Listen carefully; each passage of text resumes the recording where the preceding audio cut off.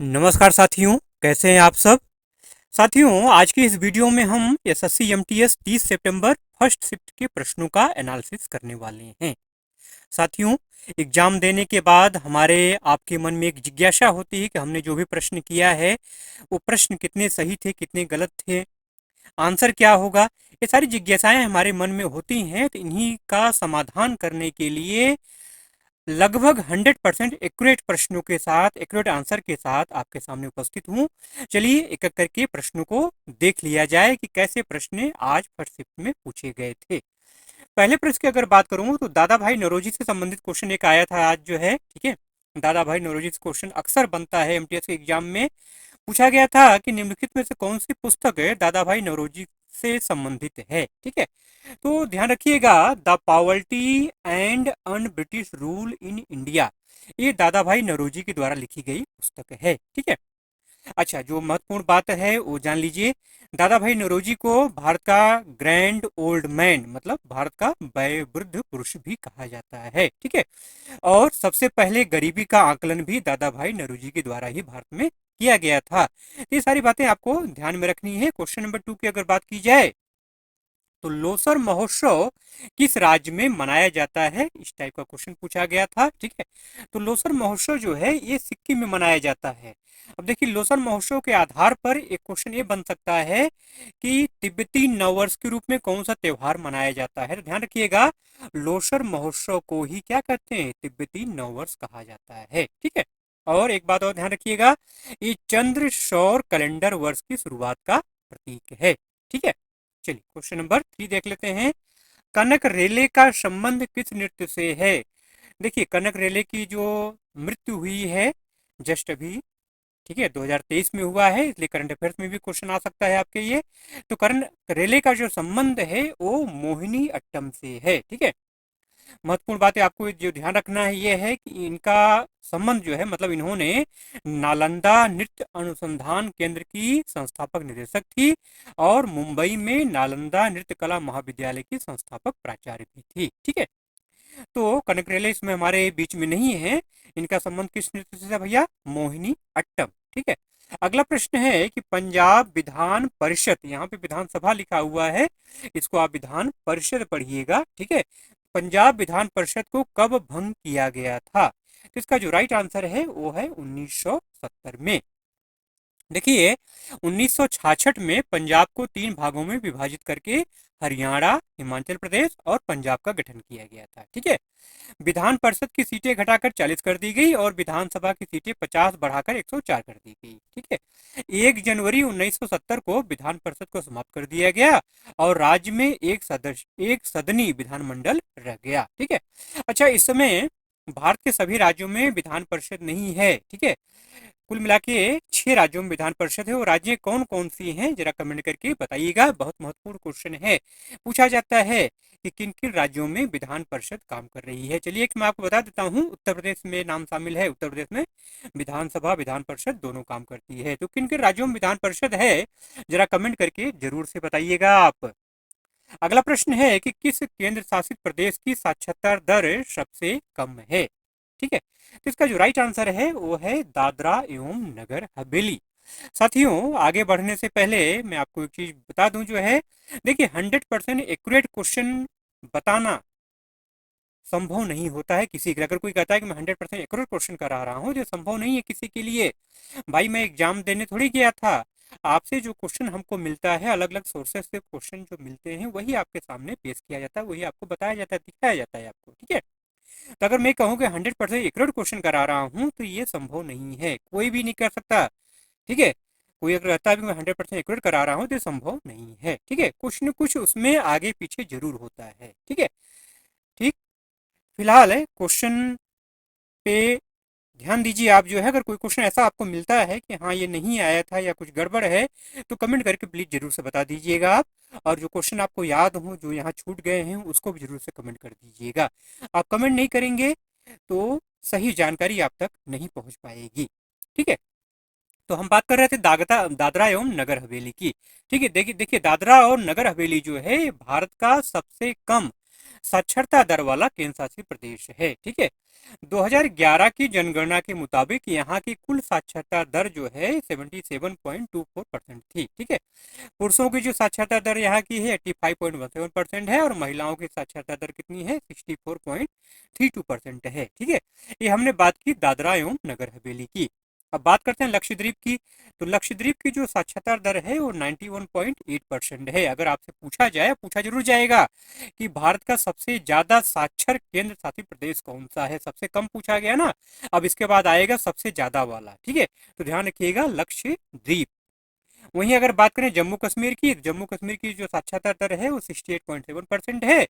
दिल्ली की साक्षरता दर कितनी है 86.2% है। ठीक है, अगला प्रश्न है कि मौलिक कर्तव्य संविधान के किस भाग में है।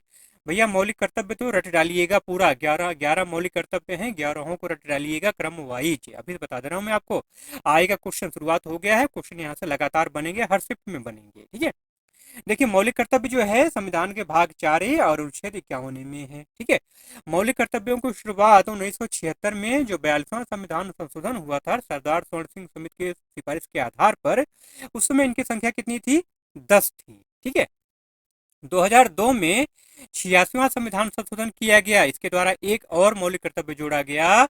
अब इनकी संख्या कितनी हो गई है 11 हो गई है, मतलब वर्तमान में टोटल 11 मौलिक कर्तव्य हैं। ठीक है, आईपीएल 2024 से क्वेश्चन पूछा गया था कि आईपीएल 2024 में जो महिला विजेता टीम थी उसकी कप्तान कौन थी। ठीक है, तो स्मृति मंधाना इसका राइट आंसर है।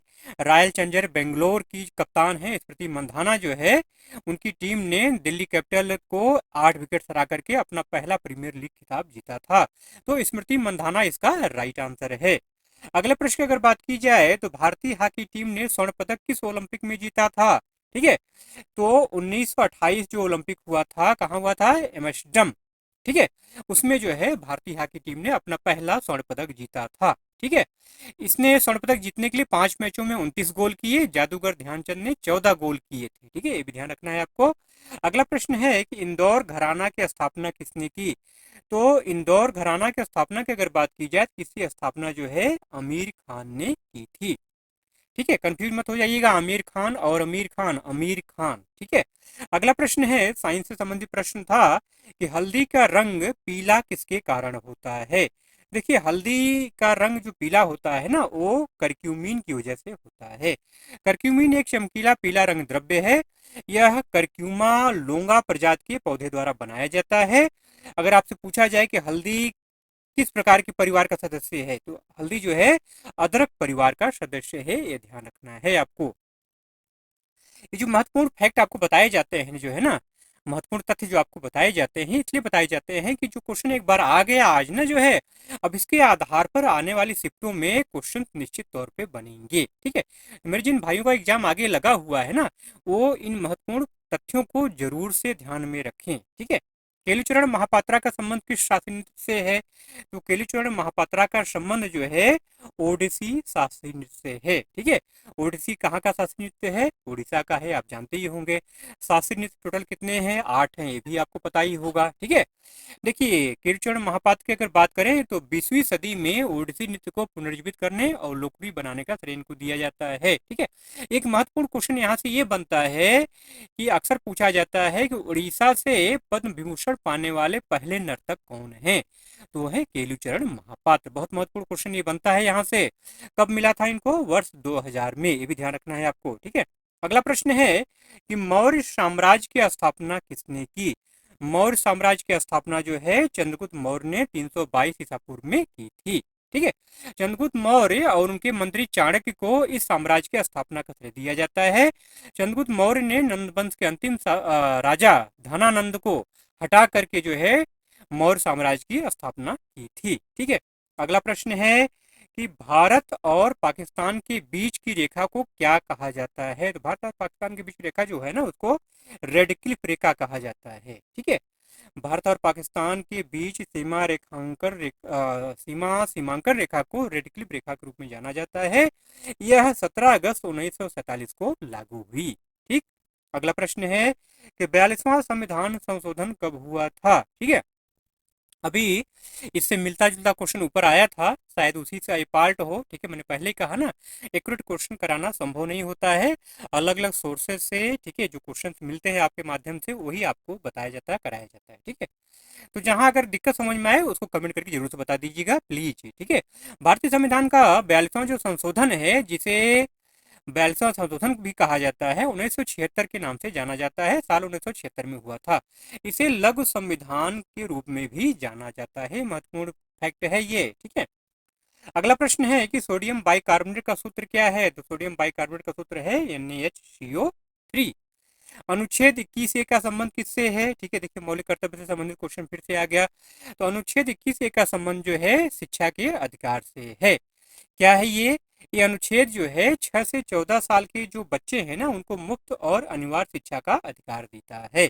इस अनुच्छेद को संविधान, जो आपका 86वां संविधान संशोधन हुआ था ना 2002 में, उसके जरिए इसको जोड़ा गया था। ठीक है, अगला प्रश्न है कि विजयनगर साम्राज्य की स्थापना किसने की? विजयनगर साम्राज्य की स्थापना संगम वंश के दो भाई हरिहर राय और बुक्का राय ने की थी। यह साम्राज्य 1336 ईस्वी में स्थापित किया गया था। इसकी स्थापना दक्कन में तुगलक शासन के खिलाफ विद्रोह के बाद हुई थी। हरिहर और बुक्का राय ने अपने गुरु विद्यारण्य की प्रेरणा से इस साम्राज्य की स्थापना की थी। उन्होंने हम्पी को अपनी राजधानी बनाया था। जितने फैक्ट मैं बता रहा हूँ ना, ये ऐसे फैक्ट हैं जो अक्सर एग्जाम में आपसे पूछे जाते हैं। ठीक है, जैसे ये लास्ट वाला फैक्ट है कि इन्होंने राजधानी अपनी किसको बनाया, तो हम्पी को इन्होंने अपनी राजधानी बनाया था। ठीक है, अगला प्रश्न है कि बिरजू महाराज का संबंध किस शास्त्रीय नृत्य से है? बिरजू महाराज का संबंध जो है कथक से है। कहाँ से भैया? कथक से है। अब बिरजू महाराज से जो अगला क्वेश्चन बनता है, इनका घराना पूछा जाता है। बिरजू महाराज का संबंध किस घराने से है? तो ध्यान रखिएगा, लखनऊ के कालिका बिंदादीन घराने से इनका संबंध है। बिरजू महाराज का पूरा नाम भी पूछा जाता है, ध्यान रखना है आपको, पंडित बृजमोहन मिश्र। ठीक है, अगला प्रश्न है कि द्वैध शासन प्रणाली किसकी देन है? मतलब भारत में जो है द्वैध शासन प्रणाली की शुरुआत किसने की? तो बंगाल में द्वैध शासन प्रणाली की शुरुआत पहले हुई थी। किसने किया था? ब्रिटिश ईस्ट इंडिया कंपनी के गवर्नर रॉबर्ट क्लाइव ने की थी। यह प्रणाली 1765 से 1772 तक चली। इस दौरान बंगाल का प्रशासन दीवानी और निजामत में बटा हुआ था।